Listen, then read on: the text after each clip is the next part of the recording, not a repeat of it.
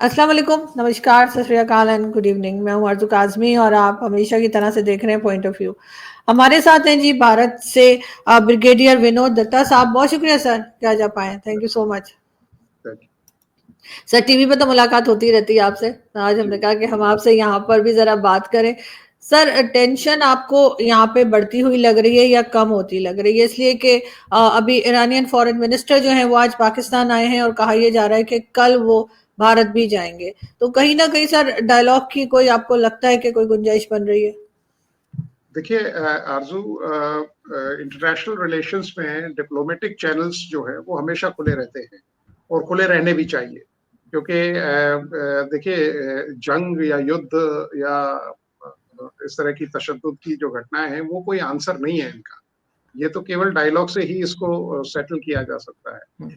दोनों देश की सरकारें, भाई हुकूमत पाकिस्तान को भी चाहिए कि भाई ऐसी तंजीमें, क्योंकि पाकिस्तान ने इस तरह के सबूत दिए हैं, इस तरह के सिग्नल्स दिए हैं कि वहाँ दहशतगर्दी को मतलब एक स्टेट स्पॉन्सर एक्टिविटी या वो उसका दर्जा दिया गया है। तो जब भी इस तरह की कोई वारदात होती है तो पाकिस्तान को चाहिए कि बजाय इन लोगों के डिफेंड करने के वो मतलब ऐसे जो मतलब क्रिमिनल्स हैं या जो एंटी नेशनल एलिमेंट्स हैं उनको भारत को हैंड ओवर करे कि हाँ साहब ये इसमें लिप्त पाए गए थे। तो जब तक इस तरह के कॉन्फिडेंस बिल्डिंग मेजर्स नहीं होंगे दोनों देशों के अंदर, तब तक रिलेशंस दोनों देशों में सामान्य होना बड़ा मुश्किल है। लेकिन सर भारत का अब ये भी सुनने में आ रहा है कि जी आप जो है वो आईएमएफ की तरफ भी जा रहे हैं, वर्ल्ड बैंक की तरफ भी जा रहे हैं कि पाकिस्तान को जो पैसा मिलता है या जो लोन मिलता है उसको रुकवाया जाए। आपको लगता है इसमें कोई कामयाबी आपको हासिल होगी, और अगर होती है तो क्या उससे कुछ सिचुएशन बदलेगी, कोई पॉलिसीज पाकिस्तान अपनी चेंज करेगा उसमें? देखिए पाकिस्तान को करना चाहिए, मुझसे ज्यादा आप जानते हैं पाकिस्तान में जिस तरह का पैसा आता है। लाइक अमेरिका ने भी जो पैसा दिया टू फाइट टेररिज्म, लेकिन वो पैसा या तो मिस अप्रोप्रिएट हुआ या मिस स्पेंड हुआ। तो इन सब चीजों को ध्यान में देखते हुए और एफएटीएफ ने भी कई बार पाकिस्तान को मतलब ग्रे लिस्ट में रखा है। कई मतलब कई देशों ने ये भी रिक्वेस्ट की थी कि पाकिस्तान को ब्लैक लिस्ट में डाला जाए, लेकिन मलेशिया, चाइना और एक दो कंट्री से वो सामने आए और उन्होंने कहा कि नहीं साहब, पाकिस्तान विल टेक एक्शन। तो ये जो पैसा आता है इंटरनेशनल एजेंसी से, उसको सही तरीके से इस्तेमाल किया जाए। देखिए टेररिज्म तो आपके लिए भी ठीक नहीं है। आप पाकिस्तान खुद आप देखिए, बलूचिस्तान में काफी बुरी हालत है। खैबर पख्तूनख्वा में देखिए आज ही देखिए जिस तरह से वहाँ पाकिस्तानी सेना को खदेड़ दिया गया, उन्होंने कैप्चर कर लिया, उनको डिसआर्म कर दिया। तो ये सब चीजें किसी भी देश के लिए बहुत, क्योंकि आर्मी एक ऐसा इदारा है जहाँ वो that is the biggest weapon in the state armoury, चाहे कोई भी देश हो।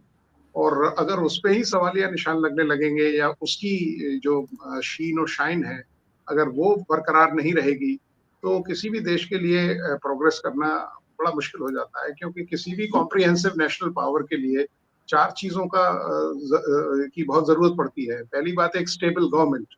अनफॉर्चुनेटली आप ये देखिए पाकिस्तान में इस पे क्वेश्चन मार्क लगता है, क्योंकि वहाँ जितनी भी सियासी मतलब हलचल होती है वो पाकिस्तान आर्मी का उसमें काफी दखल रहता है। और दूसरी चीज होती है एक good economic health of the country. माली हालत भी आपको पता है पाकिस्तान की काफी है। 130 बिलियन ट्रिलियन का आपका सॉरी बिलियन का डेट है, which is I mean almost 70 to 80% of the GDP. तीसरी चीज होती है जो ह्यूमन कैपिटल या जो आपका एचआर का जो सरमाया है। और चौथी होती है एक गुड मिलिट्री पावर। तो अगर आप ये चार पैरामीटर्स पे आप देखें तो पाकिस्तान को काफी अपने आप को चिंतन करना पड़ेगा। They have to think it over कि भाई हम कहाँ जा रहे हैं। बजाय इसके कि भारत, देखिए भारत फॉलो करता है नेबरहुड फर्स्ट। हमने सार्क बनाया लेकिन पाकिस्तान ने उसमें कोऑपरेट नहीं किया। तो ये सब चीजें आप देखिए, भारत ने तो टर्की या ऐसे देशों का भी पूरा साथ दिया है। जहां भी हो सका है हमने हर तरह से इमदाद दी है, चाहे वो सामरिक तौर पे हो, चाहे वो मतलब आपदाओं के समय में हो, या कभी भी इस तरह की कोई कैटास्ट्रोफी होती है। पाकिस्तान को भी जब बाढ़ आई थी तब भी हमने इमदाद दी। तो इन सब चीजों से क्या होता है कि टेररिज्म किसी का फायदा नहीं होता। आप ये देखिए, पाकिस्तान खुद टेररिज्म झेल रहा है। जिस तरह से वारदातें हो रही हैं बलूचिस्तान में, खैबर पख्तूनवा में, पीओके में, आप देखिए आपकी फौज वहां जाती है और आवाम वहां खड़े हो जाते हैं उनके आगे। तो इस तरह की जो वारदातें होती है उनको कंट्रोल करना चाहिए, और पाकिस्तान को चाहिए। किसी जमाने में पाकिस्तान ने अच्छी प्रोग्रेस दर्ज कराई थी, लेकिन वो पता नहीं वो कहाँ रास्ता भटक गए। और उन्हें चाहिए, क्योंकि देखिए जहां भी सेना का दखल होगा, तो या तो आप मिलिट्री गवर्नमेंट रखिए, कई देशों में मिलिट्री शासन है, तो आप वहां रखिए। अब जब भी थोड़ा सा डिफरेंस ऑफ ओपिनियन होता है आर्मी से, अभी कहते हैं ना कि साहब पाकिस्तान में जो गवर्नमेंट का स्टेटस और स्ट्रेचर है वो आर्मी डिसाइड करती है। लेकिन सर बहुत सी चीजों में ये भी बात की जाती है, बलूचिस्तान का जैसे आपने नाम लिया, तो पाकिस्तान की तरफ से कहा जाता है जी बलूचिस्तान में जो गड़बड़ मचती है उसमें भारत जो है वो सपोर्ट करता है। आपके यहाँ से लोग कई बार शोज में बैठ के कह भी देते हैं कि हाँ जी हम सपोर्ट करते हैं, और जो है बलूचिस्तान को हम फंड भी करते हैं। इस किस्म की सर चीजें होती हैं, तो सर कहीं ना कहीं दोनों कंट्रीज में ये इश्यूज भी तो रहा है। नहीं देखिए, वो कहते हैं ना कि शक की दवा तो हकीम लुकमान के पास भी नहीं थी। तो जो लोग इस तरह की बात करते हैं कि साहब इंडिया फंड कर रहा है, इंडिया देखिए, India is a peace loving country, आपको पता ही है। क्योंकि हमने हमें हमें क्या फायदा होने वाला है वहां से, बलूचिस्तान से? ना हमारा वो हमसाया मतलब स्टेट है, ना हमारे कोई उससे रिलेशंस है।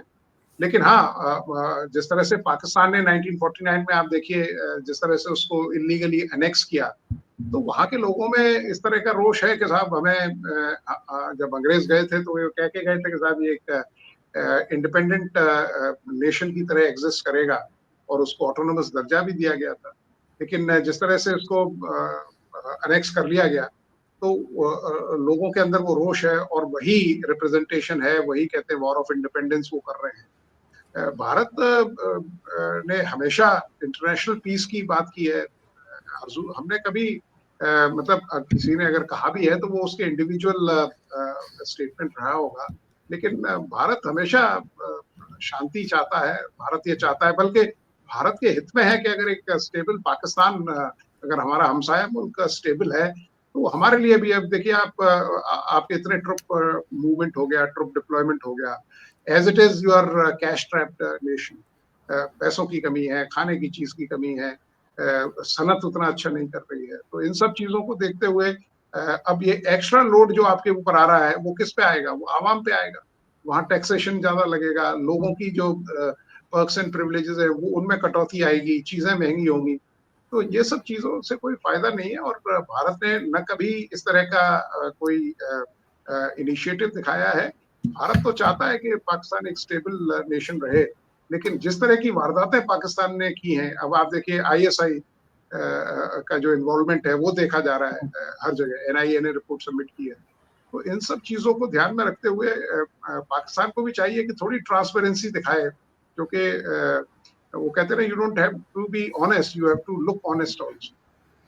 लेकिन सर अगर कोई सॉलिड किस्म के प्रूफ्स हैं पाकिस्तान के खिलाफ, अभी जो रिसेंट अटैक हुआ है कश्मीर में, तो इंटरनेशनल कम्युनिटी के सामने भारत रखे ना, पाकिस्तान को बिल्कुल फेस करना चाहिए। अगर ऐसी कोई चीज मिल गई आपको जिससे कि आप ये प्रूफ कर सकते हैं कि पाकिस्तान की इन्वॉल्वमेंट थी, तो सर जैसे पाकिस्तान हमेशा कहता है ना जी हम यूनाइटेड नेशन में जाके कश्मीर का इशू उठाएंगे और इस किस्म की बातें हमारे से चला करती हैं, तो सर वो प्रूफ आप इंटरनेशनल कम्युनिटी के आगे रखें ताकि इनको पता लगे कि जी ये सब कुछ हुआ है। हाँ बिल्कुल, देखिए भारत ने करीब 30-35 डोजियर आरजू मांझी में दिए हैं, और भारत ने कई बार इस तरह के प्रूफ्स भी बताए हैं और बिल्कुल सब्सटेंशियल रहे हैं। इंटरनेशनल फोरम पे भी उसने ये बात उठाई है। लेकिन अगर आप मानने को ही तैयार नहीं है, पाकिस्तान मानने को ही तैयार नहीं है कि साहब हम तो इस चीज को मानते नहीं। कारगिल में आप देखिए अपने जो सैनिक थे उनको आपने एक्सेप्ट करने से मना कर दिया। कल परसों की रिपोर्ट थी, वाघा पे खवातीन और बच्चे बैठे हुए थे, उनको लेने से पाकिस्तान ने वाघा बॉर्डर नहीं खोला।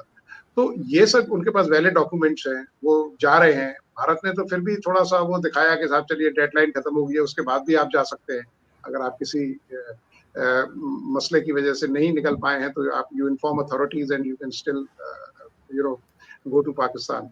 तो जब आप बिल्कुल मानने को तैयार ही नहीं हो कि साहब ये हमने किया है या हमने हुँ। हमारे जो तंज़ीमें हैं वो इसमें लिप्त हैं, तो फिर कोई भी सबूत पर्याप्त नहीं है।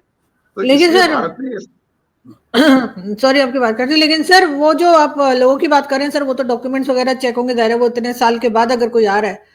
एक मैंने देखा था वो 45 इयर्स के बाद किसी को भेजा था, कोई 35 इयर्स के बाद आ रहा था, तो वो तो चले उनके डॉक्यूमेंट्स वगैरह चेक हो रहे होंगे। लेकिन सर पाकिस्तान माने ना माने, अगर आप प्रूफ दे रहे हैं इंटरनेशनल कम्युनिटी के आगे, तो उनको उनको तो मान जानना चाहिए ना कि पाकिस्तान का फॉल्ट है।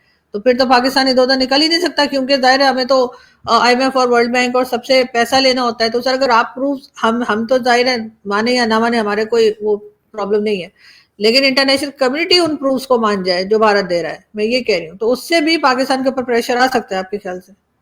हाँ, नहीं बिल्कुल आप देखिए भारत ने कई बार इस तरह के प्रूफ दिए हैं। इंटरनेशनल कम्युनिटी में ने कई बार प्रेशर डाला है पाकिस्तान के ऊपर, लेकिन पाकिस्तान इस बात को मानने को तैयार नहीं है। अब इंटरनेशनल जो ऑब्लिगेशंस हैं, कई नेशन, चाइना ने 1-2 इस तरह की मिसालें हैं जब उसने इंटरनेशनल जो डिसीजंस हुए हैं, उस पे मानने से इनकार कर दिया है। तो ये सब जितने भी इस तरह के इदारे हैं या ऑर्गेनाइजेशंस हैं, वो जब ही हैं जब 2 देश उसका एहतराम करते हैं, उसकी रिस्पेक्ट करते हैं। लेकिन अगर मानने को तैयार नहीं है, भाई देखिए अगर भारत ने सबूत दिए हैं, तो पाकिस्तान को चाहिए कि साहब वो उनका खंडन करे और उनको बताए कि साहब you can come and carry out independent. अब आप मुझे बताइए, हाफिज़ सईद है, सज़ा याफ्ता बंदा है, क्यों उसका पूरा देश उसकी सिक्योरिटी पे लग गया है? अब मतलब मुझे समझ में नहीं आ रहा है। वो हमारे यहाँ he is a culprit in India, तो दे शुड हैंड ओवर के ओके यू ट्राई। अब आप देखिए कोई भी इस तरह का होता है, इंडिया में आपने देखा होगा बड़े फेयर ट्रायल दी जाती है हर एक को। तहव्वुर राणा आया हुआ है, तो उसको भी पूरा टाइम दिया जा रहा है, उसको पूरी ट्रायल दिया जाएगा, उसको पूरा मौका दिया जाएगा। कसाब को भी पूरा मौका दिया गया। मतलब जब उन्होंने अपील वगैरह डाली तो कोर्ट्स ने रात-दिन काम किया। तो ये नहीं है कि मतलब कोई भी जुडिशियल प्रोसीडिंग्स में पूरा मौका दिया जाता है। तो यही चीज़ इंडिया तवक्को करता है पाकिस्तान से कि अगर इस तरह की कोई वारदात है या प्रूफ जब देने के बाद, तो उनको चाहिए कि साहब हम आपकी मदद करेंगे और हम भी चाहते हैं कि अब आप देखिए कितना नुकसान होने वाला है तिजारत का, पानी की कितनी बड़ी समस्या होने वाली है। और भारत ने पूरा वो नहीं किया, भारत ने तो जितना हमारा पानी बनता है, हमने तो देखिए जब ये हुआ था इंडस वाटर ट्रीटी, तो एक सब्सटेंशियल या ज़्यादा जो पोर्शन था, वो पाकिस्तान को दिया गया। जब हमारी फ़ौजें भी बटी थी, तो जो सबसे बेहतरीन इक्विपमेंट था, वो पाकिस्तान आर्मी को दिया गया था। क्योंकि हमारे जो सियासतदान थे, उनका कहा कि चलो कोई नहीं, हम we are a bigger nation, we will you know create assets for ourselves. तो इस तरह की दरियादिली दिखाने के बावजूद भी अगर भारत को अगर ये सब झेलना पड़ रहा है, India is a very big nation. मतलब आप ये देखिए जितनी आपकी पूरी पॉपुलेशन है उतनी हमारे यहाँ उत्तर प्रदेश में है। सो मतलब एक एक सूबा इतना बड़ा है, लेकिन फिर भी हमारे यहाँ देखिए अमन शांति और चीजें बिल्कुल they are right on the right track. Sir जंग जहां पर भी हो, जिधर किसी भी कंट्री में हो सर, दोनों तरफ ही नुकसान होता है। अब पाकिस्तान तो पहले ही आपको पता है इकोनॉमी खराब है, कई चीजों में हम लोग जो है वो ठीक नहीं है, लेकिन आपके यहाँ तो सब कुछ ठीक चल रहा है, इकोनॉमी स्पेशली। आपको नहीं लगता कि ऐसा करके अगर अगर कोई जंग की तरफ जाते हैं, डायलॉग की तरफ नहीं जाते और किसी किस्म का अटैक होता है या जंग की तरफ जाते हैं, जो कि आई एम श्योर कि बहुत लंबे अरसे की नहीं होगी, तो उससे भारत को नुकसान होगा। कई आपके पैनलिस्ट भी इंडियन टीवी पे बैठकर वो यही कहते हैं कि भारत को नुकसान होगा। पाकिस्तान को तो खैर होगा सर, हमारा तो पहले ही हाल खराब है। नहीं, बिल्कुल आपने ठीक कहा। देखिए जंग कोई इलाज नहीं है। जंग किसी भी देश के लिए, और देखिए आज technology driven warfare, it is a very costly affair. आप देखिए एक जो तैयारा है वो करीब 300 से 400 करोड़ का आता है, और ज़ाहिर है लड़ाई में ये सब कैजुअल्टीज़ होंगे। तो किसी भी देश के लिए ये कोई मुफ़ीद नहीं है, और भारत भी इसीलिए अपना जो रिस्ट्रेंट है वो इतने सालों से करता आया कि हमें जंग की तरफ ना मुड़ना पड़े। लेकिन हालात इस तरह के हो गए हैं, आप ये बताइए कि वहाँ टूरिस्ट जा रहे हैं, अगर हमारा देश अपने नागरिकों की सुरक्षा नहीं कर सकता, तो हम मतलब कैसे उन लोगों के अंदर वो ट्रस्ट पैदा कर पाएँगे? तो ये भारत जंग नहीं करना जा रहा, जंग भारत पे थोपी जाने ही वाली है। और अगर भारत देखिए आपके यहाँ न्यूक्लियर उसके लिए वो ऐसे बात करते हैं जैसे कोई दिवाली पे पटाखे चलाते हैं या ईद पे पटाखे चलाते हैं। अब जैसे हर मिनिस्टर आपके यहाँ हर वज़ीर 2-2 न्यूक्लियर बॉम्ब लिए घूम रहा है, तो बोला जब मर्ज़ी आएगी तब भारत की तरफ फेंक देगा। तो इतना आसान नहीं है। रूसो-यूक्रेन वॉर देखिए आप, रशिया ने कितनी बार धमकी दी। लेकिन न्यूक्लियर स्ट्राइक करना ये these are not battle of war, these are not the bombs of war, these are strategic weapons, deterrent है। और भारत भी देखिए अगर आप इस तरह की स्ट्राइक करेंगे then India will strike hard. Hmm. तो best is to avoid all these things, क्योंकि अब कोई न्यूक्लियर स्ट्राइक होती है तो वो ये थोड़ी देखेगा कि साहब बंदा ए मर रहा है या बंदा बी मर रहा है। तो और बाद में फिर India will also retaliate hard, तो बड़ी मुश्किल हो जाती है। तो भारत की यही कोशिश है कि अभी भी देखिए आपने हमने इंडस वाटर ट्रीटी कैंसिल नहीं की है, गलत है, उसको सिर्फ हेल्ड इन अबेंस रखा है।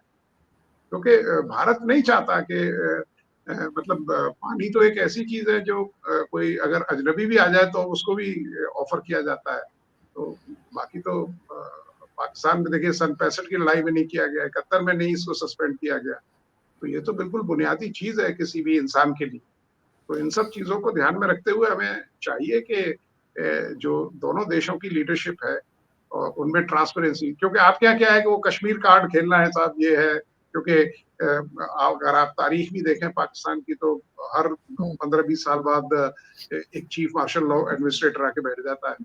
तो चाहे वो 65 में जनरल अयूब खान रहे हों या खान रहे हों या जियाउल हक या परवेज मुशर्रफ। तो अब काफी समय हो गया है, तो मतलब मुनीर साहब को भी लगा कि भाई व्हाई नॉट ट्राई दिस। वो तो सही है सर, लेकिन सर क्या कोई और कंट्री ऐसी है आप समझते हैं, अमेरिका या कोई, क्योंकि अमेरिकन फॉरेन मिनिस्टर ने भी स्टेटमेंट दिया था, बल्कि अमेरिकन वाइस प्रेसिडेंट का भी स्टेटमेंट आया था इंडिया पाकिस्तान को लेकर के कोई है कंट्री जिसकी दोनों हिंदुस्तान पाकिस्तान दोनों बात सुने और जो कह लीजिए डायलॉग के ऊपर आ जाए? नहीं, बिल्कुल देखिए भारत ने तो हर एक देश की बात सुनी है। भारत ने देखिए अभी जो डिप्लोमेटिक जो समर्थन हासिल किया है, वो सारे देश कह रहे हैं कि साहब वो मजम्मत कर रहे हैं इसकी। तो भारत ने कोई एक्स पार्टी डिसीजन नहीं लिया है, बाकी देश इसका समर्थन कर रहे हैं कि साहब आतंकवाद पे लगाम लगनी चाहिए, इसको खत्म किया जाना चाहिए। तो भारत ने अच्छा, दूसरा इंडिया ने कोई नी जर्क रिएक्शन भी नहीं लिया। ऐसा नहीं है कि जब ये अटैक हुआ था टीआरएफ ने जिम्मेदारी ली थी तो India could have retaliated back, लेकिन भारत ने कहा भाई पहले इन्वेस्टिगेशन करते हैं, तहकीकात पूरी करते हैं। और जो प्रीलिम प्राइमा फेसी इन्वेस्टिगेशन हुए थे उसमें ये निकल के आया कि साहब इसमें विदेशी ताकतों का हाथ है।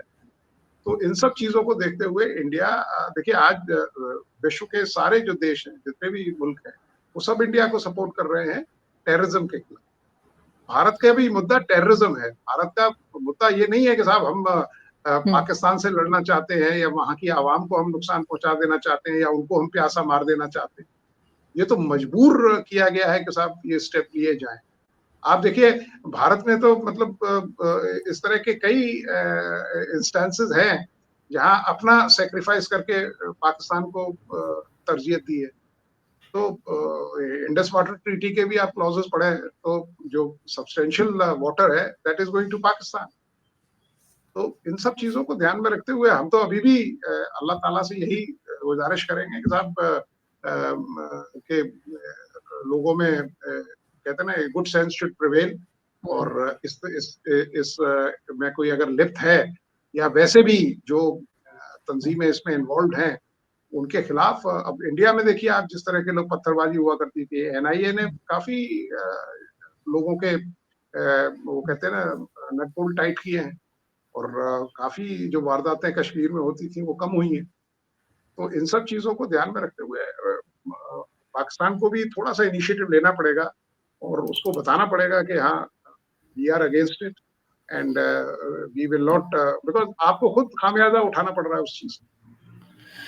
बिल्कुल ऐसा ही है सर, ज़ाहिर है नुकसान हमें अभी नहीं और काफ़ी सालों से उठाना पड़ रहा है। आपने देखा ही कि बिलावल भुट्टो ज़रदारी ने भी जो है वो इंटरनेशनल मीडिया के सामने कहा कि पाकिस्तान का एक पास्ट रहा है।